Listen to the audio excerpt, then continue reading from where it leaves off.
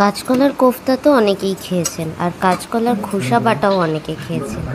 চলুন আজকে আমি আপনাদেরকে করে দেখাবো কাঁচকলার খোসার বড়ার রেসিপি।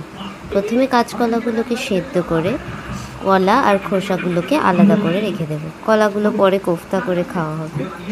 এবার ওই খোসাটা একটা মিক্সিং জারে নিয়ে তাতে একটু রসুন, কাঁচা লঙ্কা আর একটু কালো জিরে দিয়ে বেটে নেব। এবার বাটাটার মধ্যে একে একে একটু আলু সেদ্ধ, একটু কাঁচা লঙ্কা কুচি, পেঁয়াজ কুচি, আদা কুচি, পরিমাণ মতো নুন, হলুদ আর বেসন চাল গুঁড়ি দিয়ে ভালোভাবে শক্ত করে মেখে নেব। এবার কড়াইতে অল্প তেল গরম করে মিশ্রণটা হাতে নিয়ে চ্যাপ্টা চ্যাপ্টা বড়ার আকারে গড়ে গরম তেলে ছেড়ে দিয়ে লাল লাল করে এপিট ওপিট ভেজে তুলে নিলেই রেডি কাঁচকলার খোসার বড়ার রেসিপি। একবার এইভাবে খোসা না ফেলে দিয়ে বড়া করে খেয়ে দেখবেন, আর কোনো দিনও কাঁচকলার খোসা তাহলে আপনারা ফেলবেন না, সব সময় এইভাবেই বড়া করে খাবেন।